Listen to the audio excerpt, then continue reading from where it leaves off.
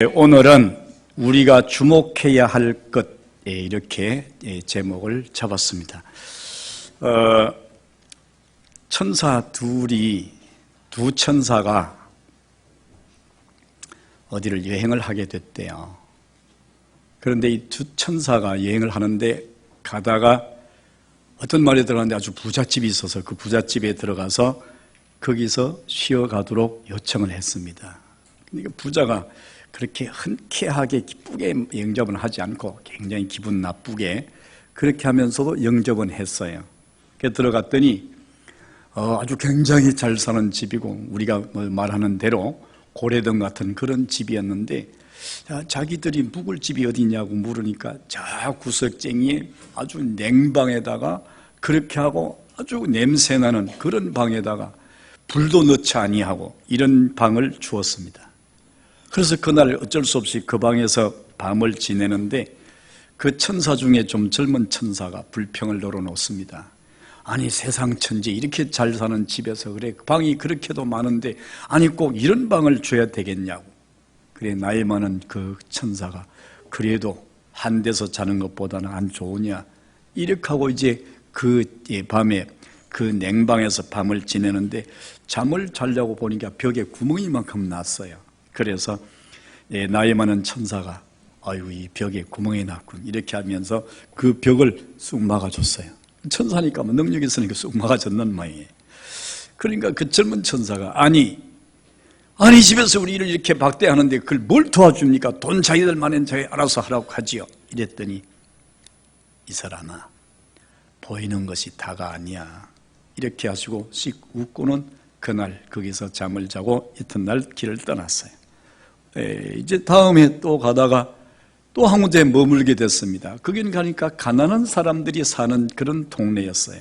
한 집에 들어가서 좀 묵었다 갈 수 있습니까? 그러니까 그러면 어서 들어오세요. 아주 반갑게 영접을 했습니다. 그래서 들어가니까 자기들도 그거 넉넉하지 않은데 아주 그 먹을 것을 잘 준비해가지고 대접을 잘 했어요. 좀 죄송했어요. 우리가 이거 좀 너무 민폐를 끼치는 거 아닌가 싶어가지고. 그런데 저녁이 되니까 잠자려고 하니까 여기는요 잠잘 때가 마땅치 않아요. 그래서 우리 침대를 내드릴 테니까 여기서 주무십시오. 그리고 자기 부부는 다른 데 가서 그냥 이렇게 맨 땅에 이불을 깔고 자고 자기들 두 사람한테 침대를 내줬어요. 아니 그렇게 안 해도 된다고 하지만 아주 그렇게 내줘서 그래서 그날 밤에 거기서 잠을 자게 됐어요. 젊은 그 천사가 나이 든 천사에게 이렇게 얘기했어요.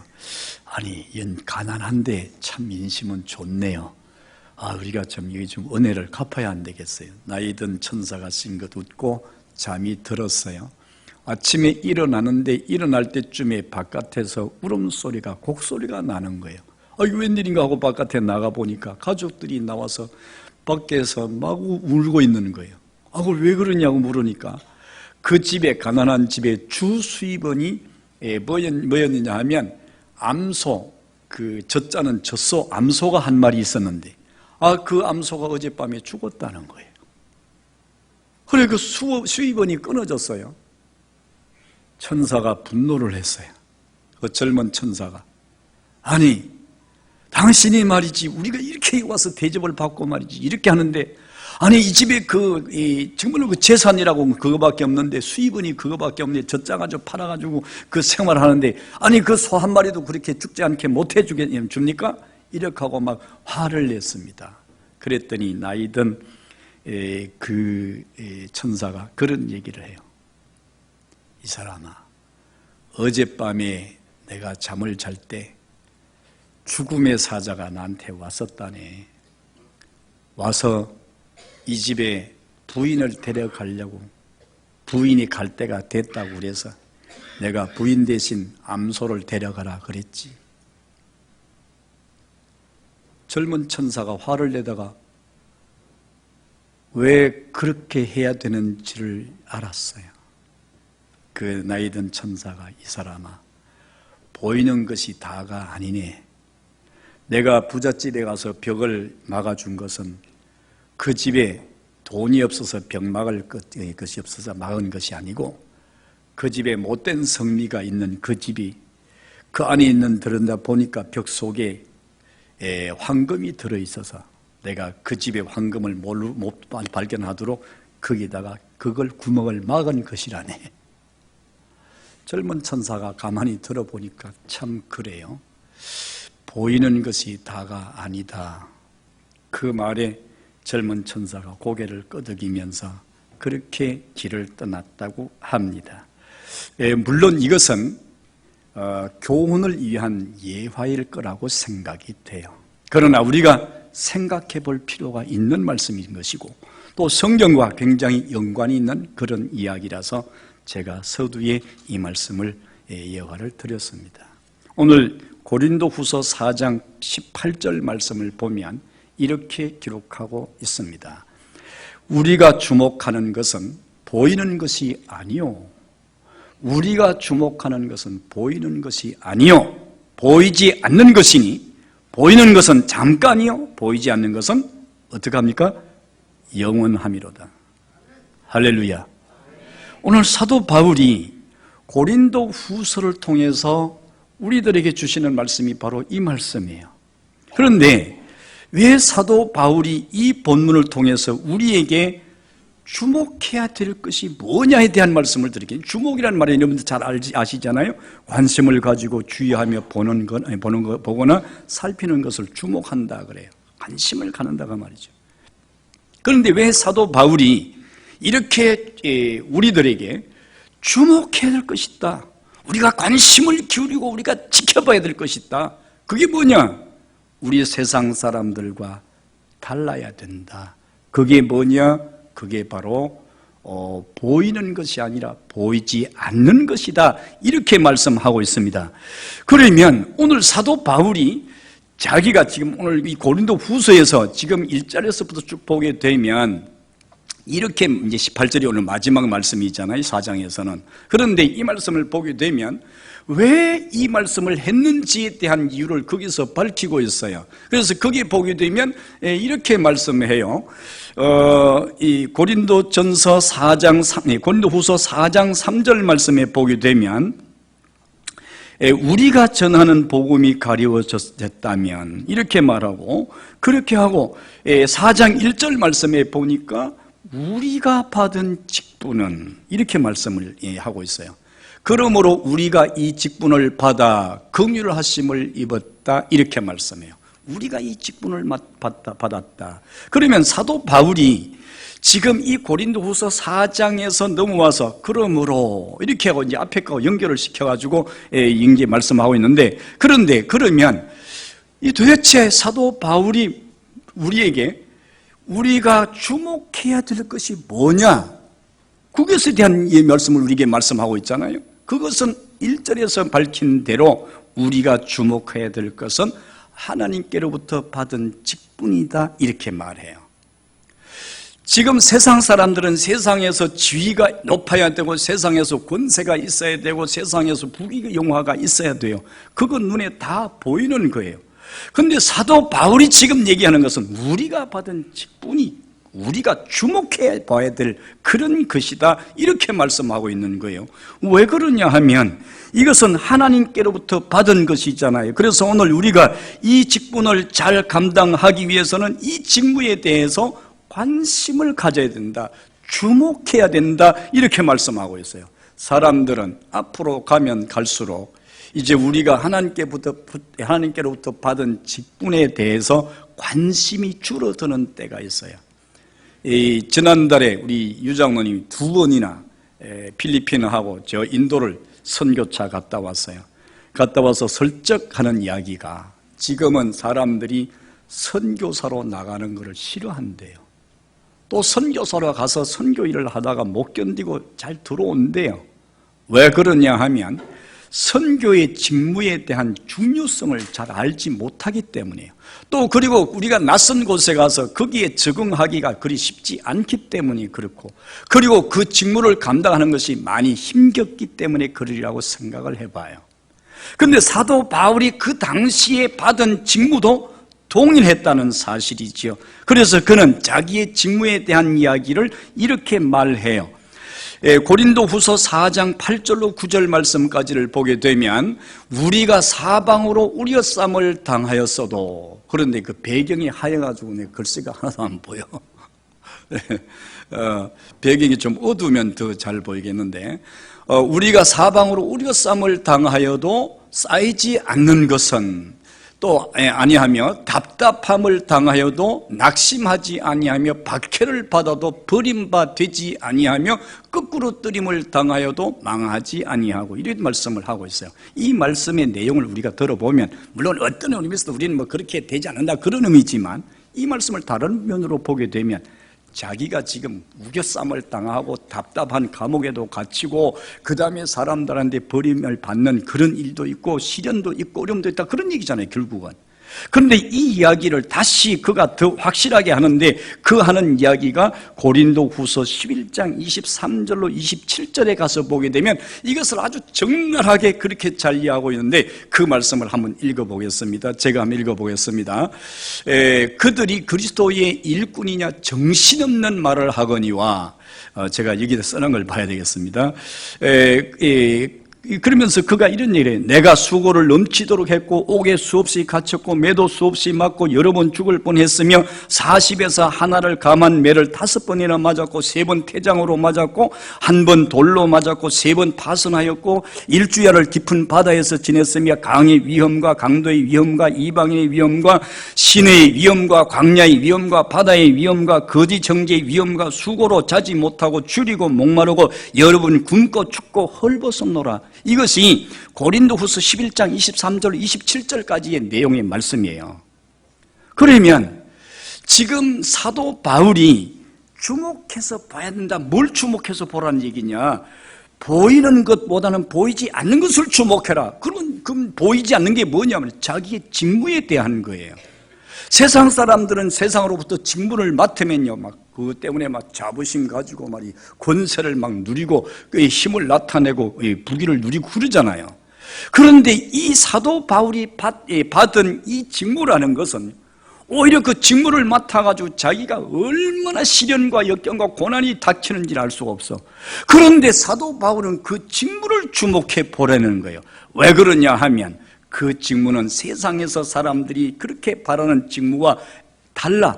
그런데 그 직무는 우리가 눈으로 봐서 잘 알 수 없는, 보이지 않는 것과 같아. 왜냐하면 그 직무를 주신 후에 주시는 축복이 하늘에 있는 것이기 때문이에요. 그래서 그는 그런 어려움과 고난과 시련을 겪으면서도 그가 직무를 감당하기 위해서 어떤 삶을 살았느냐? 사도행전 9장 15절에서 주께서 이르시되 이 사람은 내 이름을 전하기 위하여 택한 나의 그릇이라. 그래서 그에게 사명을 주어서 직분을 줘서 보냈습니다.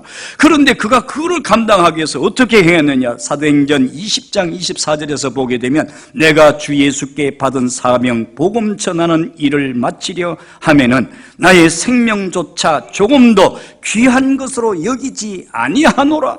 그래서 그는 그의 직무를 위해서 자기 생명을 내놨다는 거예요. 이게 좀 이상한 거 아닙니까?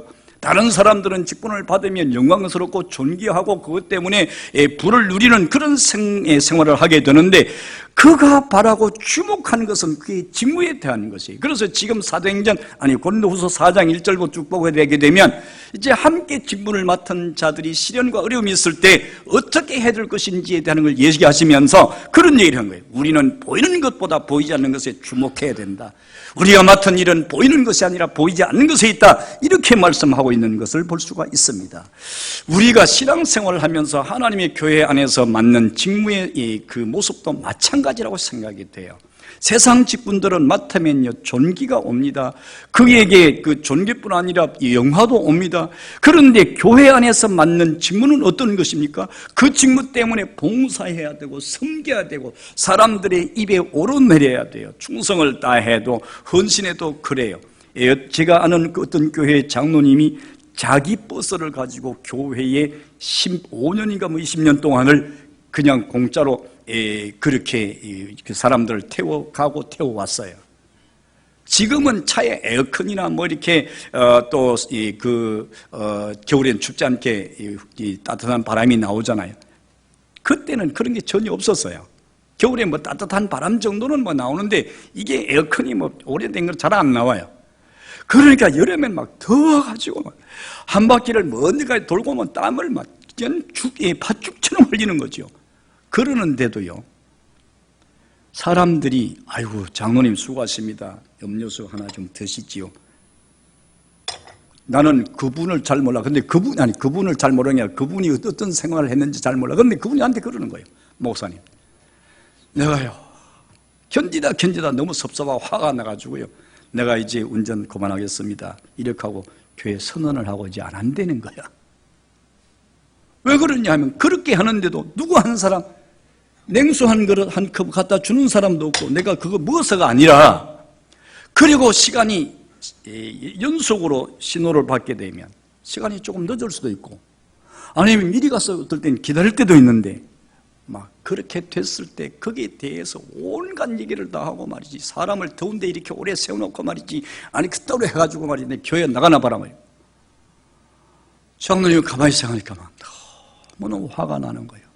내가 교회에서 10원짜리 하나 받지도 않고 교회 차도 아니고 자기 사업하는 차를 가지고 그렇게 하는데, 아니 성도들이 말이죠, 그 일을 하는데 수고하십니다, 더운데 애쓰십니다 그렇게 하고 음료 한 잔을 대접하는 것은 고사하고, 얼마나 불평하고 얼마나 하는지 내가 이렇게 하던 장로가 시험 들 것 같아가지고 내가 안 하기로 했습니다. 그래서 지난주부터 안 합니다 그러는 거예요. 하나님의 일을 맡고 하나님의 직무를 맡는 것은요, 영화가 아니에요. 영화가 아니에요. 모두가 다 그런 것 같아요. 사도 바울이 하나님의 직무를 맡았는데, 그 직무를 맡고 나니까 그 직무 때문에 자기가 당한 것이 고린도후서 11장 23절로 27절에 얼마나 리얼하게 아주 잘 그 표현하고 있습니까?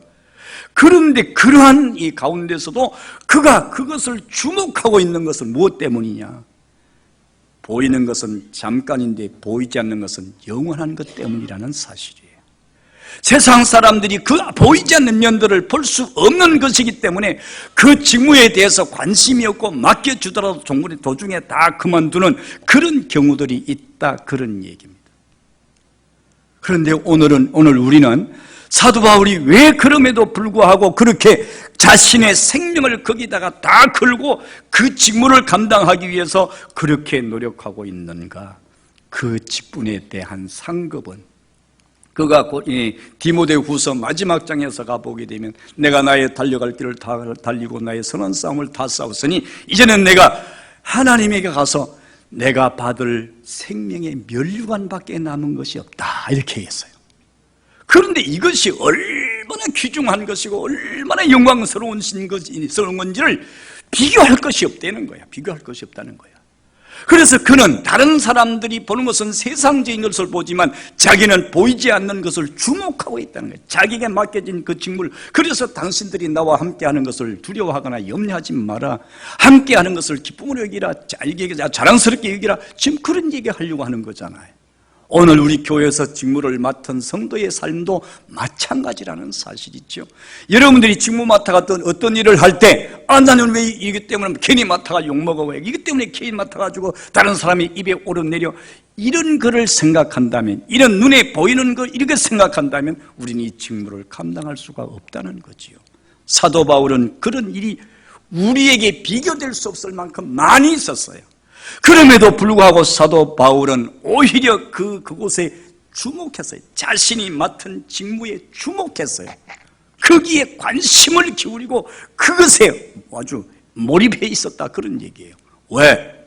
보이지 않는 하나님께로부터 오는 거기에 대한 칭찬과 상급이 있는 것을 그는 보고 있었기 때문에. 그래서 보이는 것이 다가 아니네, 그 나이든 천사가 했던 그 이야기를 그는 알고 있었기 때문이라는 사실입니다. 여러분들은 여러분들이 맡고 있는 직무에 대한 하나님이 주실 상급에 대한 것을 알고 계십니까? 그것을 볼 수 없는 그런 입장에 있는 그것이 아니라 이제는 영의 눈을 밝혀서 그 사실을 보고 있는 여러분들이 되고 있습니까? 오늘 여러분들이 눈이 밝아서 이것을 보시기를 주님의 이름으로 축원합니다.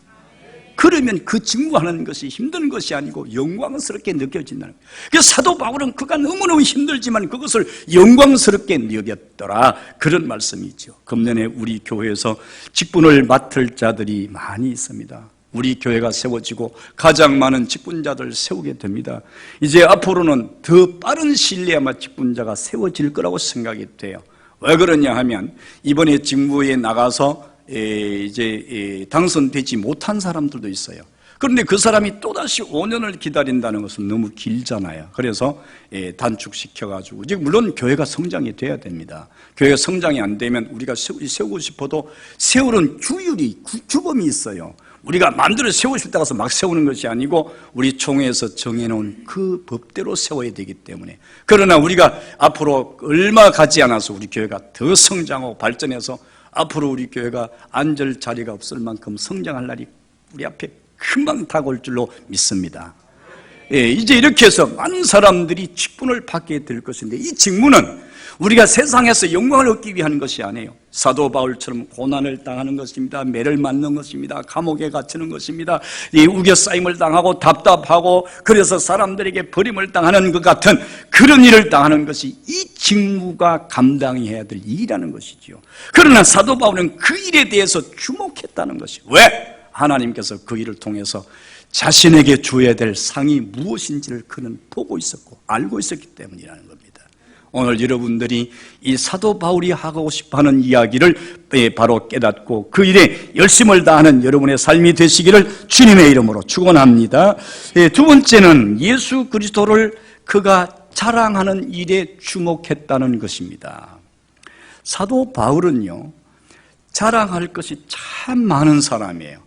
그래서 그는 빌립보서를 통해서 자기가 자랑할 것이 많이 있다고 자랑해요. 나면서 나는 로마 시민권을 가졌습니다. 이거 보통 사람 가질 수 있는 게 신분이 있어야 되고 돈이 많아야 되고 정치적인 그런 그 배경이 있어야 되고 그래야 되는 거예요. 그리고 아무나 되는 거예요. 근데 나면서부터 로마의 시민권을 가지고 8일 만에 할례를 받고, 자기는 바리새인의 중에 바리새인이고 자기는 베냐민 지파에 속해 있고 자기는 율법으로 흠이 없는 자고 교회를 핍박하는 데 열심을 다했던 자다. 그리고 자기는 가말리엘 문화에서 최고의 그 실력을 가진 그런 자라고 그는 자부했어요. 그런데 그가 그렇게 하다가 나중에 예수님 믿는 사람을 잡아서 옥에 가두려고 다메섹 도상을 가는 중에 부활의 주님을 만났어요. 빛 가운데 나타난 주님을 만났는데 깜짝 놀랐어요. 거기서 소리가 들리는 거예요. 사울아 사울아 어찌 네가 날 핍박하느냐. 당신이 누구십니까? 누구시오니까? 성경이 그랬는데 누구십니까? 이렇게 하니까 나는 내가 핍박하는 예수다. 그 말씀 한마디에 이 사도 바울이 그냥 무너졌습니다. 나는 죽은 줄만 알았고 이단의 괴순 줄 알았던 그 예수 그리스도가 살아계시고 부활하신 하나님 빛 가운데 영광 가운데 나타나시는 그 모습을 보고 그는 자신의 모든 가지고 있는 자랑거리를 한순간에 다 버렸습니다. 그래서 그는 자기가 자랑하고 사람들이 다 부러워하는 그것을 배설물로 여기고 버렸노라. 할렐루야. 오늘 우리가 우리 자랑거리를 가지면 예수님 자랑할 게 없어요. 전에 제가 서울에 있을 때 허복부 목사님이 오셔서 부흥회를 했어요. 그런데 와서 첫 시간에 뒤에다가 부흥 강사 허복부, 그러니까 저거 띄세요! 이러는 거예요. 왜 그렇습니까? 어디다가 성전에다가 사람 이름을 써붙여놓고 말이에요. 허복부 목사, 부흥사 이렇게 하는 데가 어디 있습니까? 나는 이런 거 한 번도 해본 적이 없습니다. 이러는 거예요. 한편으로 생각하니까 대단히 은혜가 되는 것 같고 한편으로 생각하니까 그러면서 자기 자랑하는 것 같아서 감을 잘 잡을 수가 없었어요. 아무튼 이렇게 이제 보면 자기들이 자랑하고 싶어하는 것은 모두 다 사람들의 심리잖아요. 사도 바울도 그래서 자기 자랑 실컷 했어요. 그런데 예수님 만나고 난 뒤 입장이 바뀌었어요. 자기 자랑거리를 전부 배설물로 여기고 다 버렸다는 거지요. 그리고 그가 했던 것이 뭡니까? 로마서 8장 18절 말씀에 보니까 이렇게 말씀하고 있습니다. 그가 앞으로 이 직분을 감당하고 그 다음에 직분을 통해서 하나님께로부터 받을 상급과 칭찬이 얼마나 대단한 것인 것을 그는 로마서 8장 18절에서 생각하건대 현재의 고난은 장차 우리에게 나타날 영광과 좋게 비교할 수 없도다 이렇게 고백해요. 그러면서 사도행전 26장 25절에서 이렇게 말합니다. 바울이 이르되 내가 미친 것이 아니라 참되고 온전한 말을 하는 것이다. 이렇게 하면서 그는 자신이 앞으로 받아야 될 영광스러운 그것이 엄청나게 크고 놀라운 것이라는 것을 알게 되고, 그래서 그것이 자기의 직분을 통해서 온다는 사실을 알게 되었어요. 그래서 그는 생각했습니다. 우리가 맡은 이 직분을 위해서 우리는 어떻게 해야 될 것인가? 맡은 일에서 우리는 충성을 다해야 되는데, 빌립보서 1장 20절에서 살든지 죽든지 내 몸에서 그리스도가 존귀케 되기를 원한다. 할렐루야. 그래서 그는 자신이 이제 그 맡은 직무, 그리고 자신에게 직무를 맡겨주신 그 예수 그리스도, 그를 자랑하기 위해서 그는 자신이 살든지 죽든지 그거 관여하지 않겠다. 갈라디아 6장 14절에서도 내게는 우리 주 예수 그리스도 외에는 결코 자랑할 것이 없도다, 이렇게 말하고 있습니다. 그래서 사도 바울은 이제 그가 주목하고 그가 관심을 기울이고 살피는 것이 뭐였느냐 하면, 그가 하나님께로부터 받은 그의 직무의 중요성, 그리고 그것을 주신 그 예수 그리스도, 우리를 위해서 십자가를 짊어지시고 우리의 구원을 이루시고 우리에게 소망이 되신 예수 그리스도를 자랑할 것밖에는 자신이 생각해야 될 것이 아무것도 없다. 주목해야 될 것이 그거밖에 없다. 이렇게 그가 고백하고 있는 것을 볼 수가 있습니다. 이렇게 해서 오늘 우리는 예수 그리스도를 만나고 난 뒤에 우리의 삶에서 자랑거리가 도대체 뭐가 있는가, 우리가 한번 살펴봐야 됩니다. 그건 복음이어야 됩니다. 예수 그리스도여야 됩니다. 하나님이 우리를 사랑하신 그 사랑을 나타내는 것이어야 됩니다. 할렐루야. 그래서 우리가 보는 것은, 보이는 것이 다가 아니고 보이지 않는 것이 더 중요한데, 그래서 사도 바울은 예수 그리스도로 말미암아 우리가 구원을 얻고 영생을 얻고, 그래서 우리가 새 생명을 얻은 그것이 너무 귀한 것이고, 그래서 그분으로 말미암아 자신이 다시 살게 된 것을 너무너무 기쁘게 생각해서 자신이 해야 될 것은 다른 것이 아니라 바로 이제 예수 그리스도를 자랑하는 것밖에 없다, 이렇게 얘기했습니다. 오늘 여러분들은 사람들과 만나고 335 짝을 지어서 만나서 할 때 무슨 얘기를 주로 합니까? 우리 자녀 자랑하고, 우리 손자 손녀 자랑하고, 또 우리 가정 가문 자랑하고, 그런 거 하지 않습니까? 물론 해도 그게 죄가 되는 건 아니에요. 그러나 사도 바울은 자랑했던 자기의 모든 것을 전부 다 내려놨어요.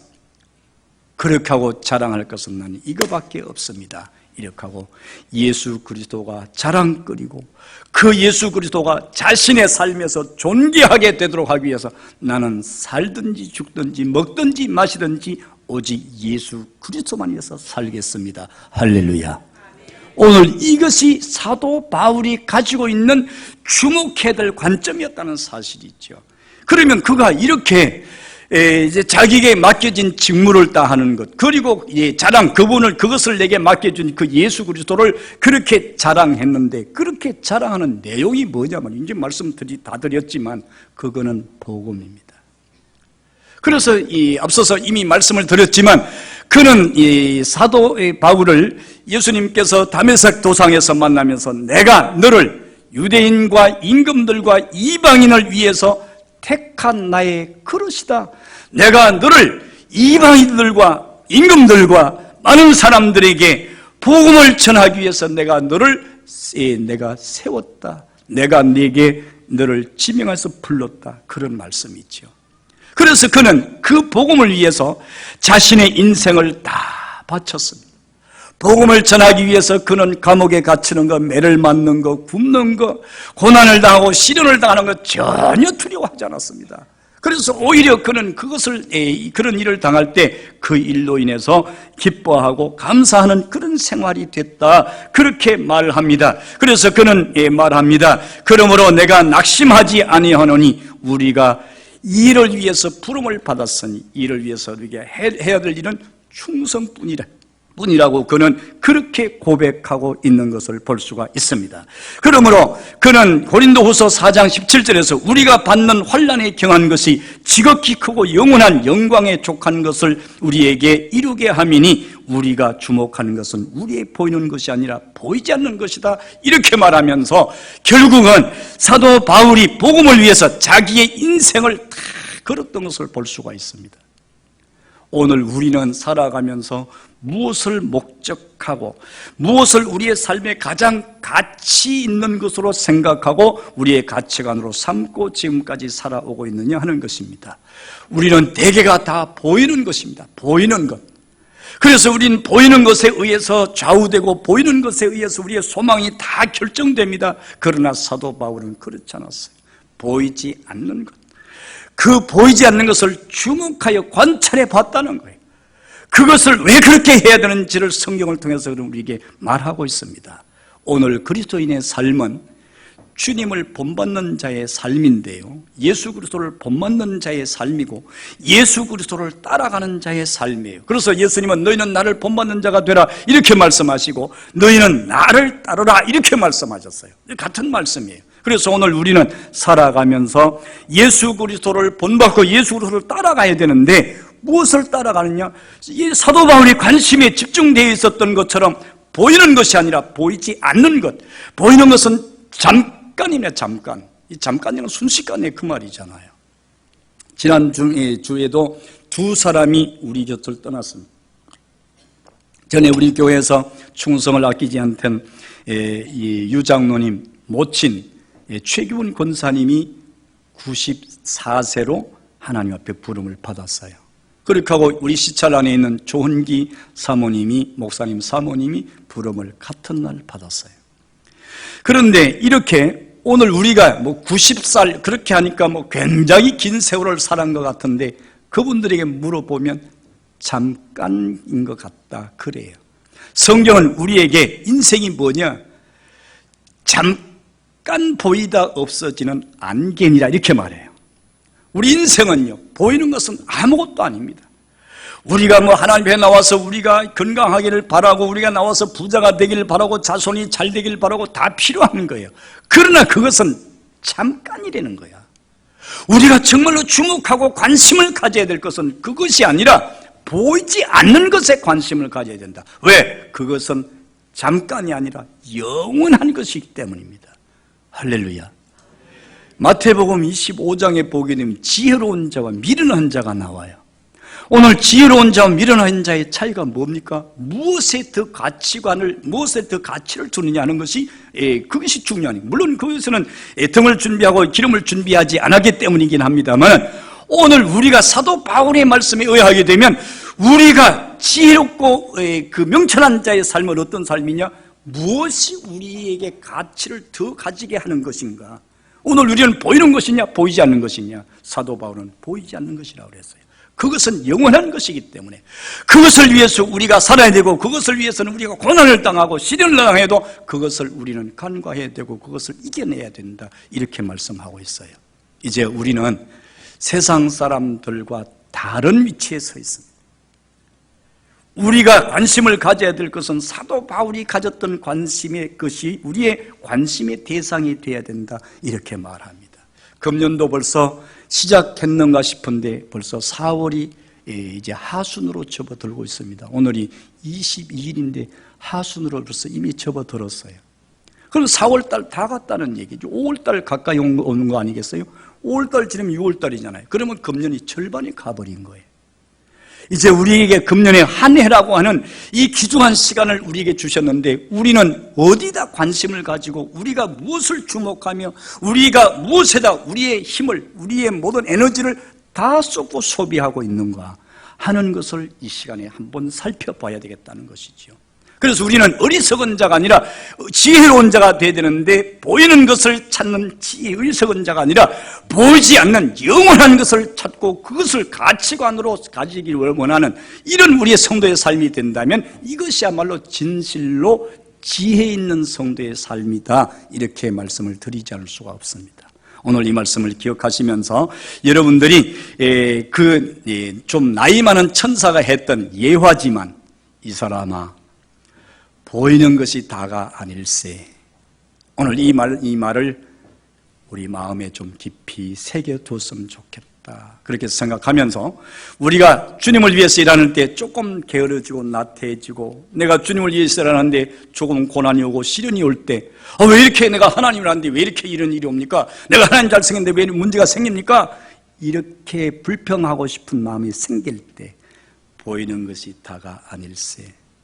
어젯밤에 내게 죽음의 사자가 왔다 갔는데 아내를 데려갔는데 내가 소를 데려가라고 했다니 오늘 이 이야기가 우리의 삶에 오래도록 교훈으로 남아서 우리의 삶에 성도로서의 성숙한 자의 삶이 되시기를 주님의 이름으로 축원합니다.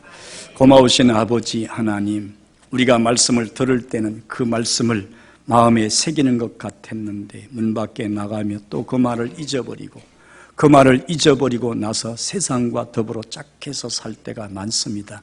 이제 오늘 우리는 마지막 지말을 살아가면서 주님 오실 때를 소망하면서 그렇게 살아가는 우리의 모습들입니다. 언제 주님 다시 올는지 알 수 없는 그런 중에 우리가 있는데 이러한 때에 보이는 것에 우리의 힘을 쏟는 것이 아니라 보이지 않는 것에 그 영원한 것에 우리의 관심의 대상이 되고 우리가 그것을 주목할 수 있는 이와 같은 우리 모든 성도의 삶이 되게 하옵소서. 예수님 이름으로 간절히 기도 올리옵나이다.